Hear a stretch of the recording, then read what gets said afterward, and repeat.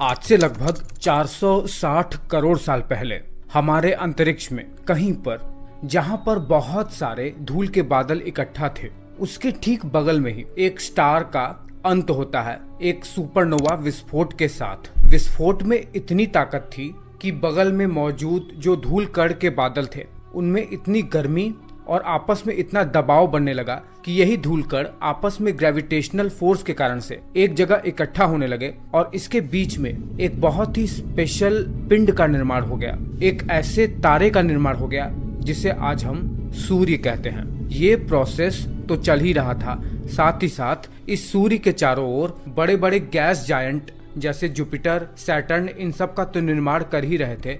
साथ ही साथ सूर्य के पास ही ये स्थलीय ग्रह जैसे बुध, पृथ्वी, मंगल, इन सब का भी निर्माण कर रहे थे। क्या हुआ कि क्रम में तीसरे नंबर पर एक बहुत ही स्पेशल ग्रह का निर्माण हो गया जो इस तारे के चारों ओर, जिसे हम सूर्य कहते हैं, उसका चक्कर लगा रहा था। इस ग्रह का नाम था पृथ्वी। बिल्कुल गर्म लावा की तरह तपता हुआ हमारा पृथ्वी अभी मात्र 10 करोड़ साल पुराना भी नहीं हुआ था कि इसी नए नए बने सोलर सिस्टम का एक ग्रह जिसका नाम था थिया, ये पृथ्वी के बगल में ही था, वो आकर सीधे पृथ्वी से टकरा जाता है। टकराने की वजह से पृथ्वी से बहुत सारा मलबा अब अंतरिक्ष में घूमने लगा था। समय बीतता गया, यही मलबा और ये थिया ग्रह एक नया पिंड बना लिया और पृथ्वी के चारों ओर घूमने लगा, जिसे आज हम चंद्रमा के नाम से जानते हैं। अभी बस कुछ करोड़ साल बीते ही थे कि पृथ्वी के कोर की वजह से पृथ्वी के चारों ओर उसका मैग्नेटिक फील्ड भी डेवलप हो चुका था, जिसके वजह से सूर्य से आने वाली हानिकारक सोलर विंड्स पृथ्वी को बहुत ज्यादा नुकसान नहीं पहुंचा पा रहा था। अब पृथ्वी को जन्मे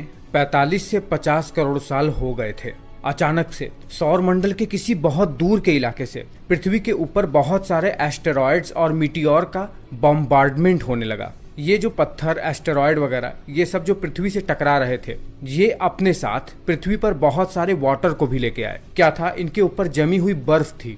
और ये प्रोसेस, जिसे लेट हैवी बॉम्बार्डमेंट कहते हैं, ये न केवल पृथ्वी पर हुआ, ये चंद्रमा पर भी हुआ।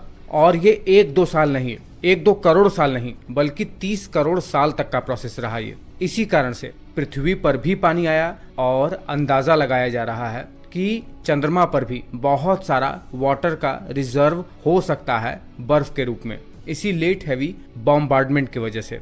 जानते हैं, हमारी पृथ्वी लगभग 460 करोड़ साल पुरानी है। अध्ययन करने के लिए वैज्ञानिकों ने पृथ्वी के इतिहास को 4 भागों में तोड़ दिया है और इसे नाम दे दिया है इयॉन का। 4 इयॉन से मिलकर पृथ्वी का पूरा इतिहास आप जान लोगे। जब से पृथ्वी का जन्म हुआ है तब से लेकर 60 करोड़ साल के इतिहास को हैडियन इयॉन के नाम से जानते हैं, जिसके बारे में अभी अभी हमने जान लिया है। कब तक? जब तक पृथ्वी पर लेट हैवी बॉम्बार्डमेंट हो रहा था तब तक हैडियन इयॉन का टाइम रहा। फिर उसके बाद आता है आर्कियन इयॉन जो कि 1.5 अरब साल तक चला। उसके बाद आया प्रोटेरोजोइक इयॉन जो कि 2 अरब साल तक चला। फिर आता है हमारा आज का, जिसमें हम जी रहे हैं, फेनेरोजोइक इयॉन, जो कि अभी तक पिछले 54-55 करोड़ साल से चल रहा है। सबके बारे में जान लेंगे। अभी बस हम एक ओवरव्यू ले लिए हैं पृथ्वी के निर्माण के बारे में।